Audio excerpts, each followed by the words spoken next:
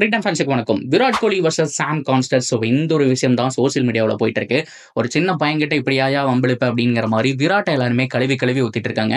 அவர் பண்ணது தப்பா இல்லையா, இதை பண்ணியிருக்கணுமா கூடாது அப்படிங்கிற மாதிரி கம்ப்ளீட் டீட்டெயில பார்க்கலாம். அதுக்கு முன்னாடி ஃபர்ஸ்ட் சேனல் வரீங்கன்னா மறக்காம சப்ஸ்கிரைப் பண்ணி சப்போர்ட் பண்ணுங்க. அப்போதான் அப்டேட் எல்லாமே உங்களுக்கு சேரும். சரி வாங்க வீடியோக்குள்ள போவோம். அண்ட் சாம் கான்ஸ்டர், ஸோ கரெக்டாக ஸ்பெல் பண்றேன்னு நினைக்கிறேன். ஸோ இந்த சின்ன பையன் உண்மையாலுமே சூப்பராக விளையாண்டுருக்காங்க. 19 வயசு தான் ஆகுது. நெக்ஸ்ட் ஃபியூச்சர் ஆஸ்திரேலியன் கிரிக்கெட் மட்டும் இல்லாமல் மேபி ஐபிஎல்லையும் ஏதோ ஒரு டீம் இப்போ இருந்தே டார்கெட் பண்ணுவாங்கன்னு நினைக்கிறேன். சரியான அதிரடி. ஸோ உண்மையாலுமே சூப்பராக விளையாடி கொடுத்துட்டு போனாரு. ஸோ அந்த இடத்துல தாங்க பிரச்சனையே தொடங்குச்சு. ஸோ இந்த பிரச்சனை பார்க்கறதுக்கு முன்னாடி இதுக்கு முன்னாடி நடந்த சம்பவங்கள் பார்க்கணும். ஸோ அதாவது ஜெய்ஸ்வால் என்ன சொல்வார் அப்படின்னா, உங்களுடைய பவுலிங் வந்துட்டு ரொம்ப ஸ்லோவா இருக்கு அப்படிங்கிற மாதிரி மிச்சல் ஸ்டாக்கை வந்துட்டு கலாய்ப்பாரு.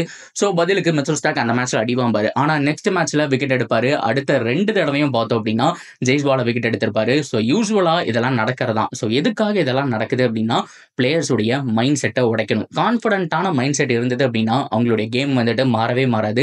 ஸோ என்ன பண்ணாலும் எவன் என்ன ட்ரோல் பண்ணாலும் விளையாண்டே இருப்பாங்க. அதுக்கு எக்ஸாம்பிள் யாரு அப்படின்னா, லெபுசேன் மாதிரியான ஒரு பிளேயர், ஸ்டீவ் ஸ்மித் மாதிரியான பிளேயர்ஸ். இவங்க 2 பேருக்கும் பயங்கரமான ஃப்ரெண்ட்ஷிப் இருக்காமா. ரீசன் என்ன அப்படின்னா, அவங்க 2 பேருமே ஒரே மாதிரி தான், தனக்கு தானே பேசிக்குவாங்க. அப்பதான் அடுத்தவன் என்ன பேசினாலும் கவலைப்படாம ஃபீல் பண்ணாம ஆட முடியும். ஸோ அந்த மாதிரியான ஒரு மைண்ட் செட் தேவைங்க. ஸோ எவன் என்ன சொன்னா இல்லை நம்ம கேமை விளாட்லான்னு சொல்லிட்டு, ஆனால் கொஞ்சம் சீரியஸ் ஆயிட்டாங்கன்னா கண்டிப்பாக மைண்ட் செட் மாறும். நல்லா அடிக்க போனான்னு தோணும். இல்லைன்னா அவங்களுடைய ப்ராப்பரான மைண்ட் செட் மாறி எப்படியோ விக்கெட்டை விடுவாங்க. ஸோ இதுதான் வந்துட்டு ஸ்ட்ராட்டஜி. ஸோ இதனால தான் இந்த மாதிரியான சண்டையெல்லாம் வந்துட்டு நடக்கக்கூடிய ஒரு விஷயம் ரிக்கி பாண்டிங் காலத்திலேருந்து நடந்துட்டு இருக்கு. ஸோ அதே மாதிரி தான் இன்னைக்கு சாம் கான்ஸ்டர் பொறுத்த வரைக்கும் செம்மையா ஆடிட்டு இருந்தாரு. பயங்கரமான ஒரு அதிரடின்னு சொல்லி ஆகணும். விராட் கோலி போய் வேணுனே தான் பண்ணாரு. அதில் மாற்றமே கிடையாது. அவர் வேணுனே தான் பண்ணாரு. ஏன்னா அவர் இருக்கக்கூடிய இடம் வேற, ஸோ இவர் வந்துட்டு இருக்க இடம் வேற. 2 பேருமே மோதிக்குவாங்க. ஸோ அந்த சமயத்தில் விராட் கோலி வாக்குவாதத்தில் ஈடுபடுவார். இதுக்கு முன்னாடி சாம் கான்ஸ்டர் பொறுத்த வரைக்கும் விராட்டுடைய மிகப்பெரிய ஃபேனுங்க. சின்ன வயசுல இருந்தே அவருடைய ரூம் முதல் கொண்டு எல்லாத்துலயுமே போட்டோ வந்துட்டு ஒட்டி வச்சிருக்காரு.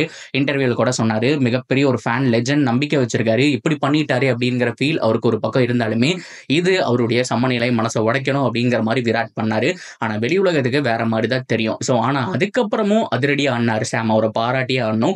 ஸோ அதுக்கப்புறம் 60 ரன்ல தன்னுடைய விக்கெட்டை கொடுத்துட்டு போனாரு. சீனியர் பிளேயர் உண்மையாலுமே இதெல்லாம் ட்ரை பண்ணியிருக்க கூடாது அப்படிங்கிற மாதிரி தான் எல்லாருமே சொல்றாங்க. ஸோ நம்மளை படுத்த எடுத்துக்கணும், கொஞ்சம் பொறுமையா போயிருக்கலாமோ அப்படிங்கிற மாதிரி தான் தோணுது. இருந்தாலும் எப்படியாச்சும் விக்கெட் எடுக்கணுமே, சின்ன பையன் தானே, மைண்ட் செட்டை மாத்திரலாங்கிற மாதிரி விராட் நினைச்சாரு. ஆனா அது வேற மாதிரி ப்ராஜெக்ட் ஆயிடுச்சு. ஸோ ஆஸ்திரேலியன்ஸ் பண்ணாத ஸ்லட்ஜிங்கா அவங்களும் பண்ணியிருக்காங்க. பட் இருந்தாலும் இந்த தடவை விராட் மாதிரியான ஒரு லெஜெண்ட் பிளேயர் மேல ஒரு ரிமார்க் விழுந்துருச்சு அப்படின்னு தான் சொல்லி ஆகணும்.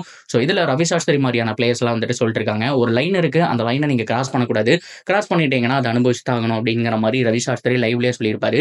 நிறைய லெஜெண்ட்ஸும் பார்த்தோம் அப்படின்னா எதிர்ப்பு தெரிவிச்சுட்டு வந்துட்டு இருக்காங்க இந்த மாதிரியான விஷயங்களுக்கு.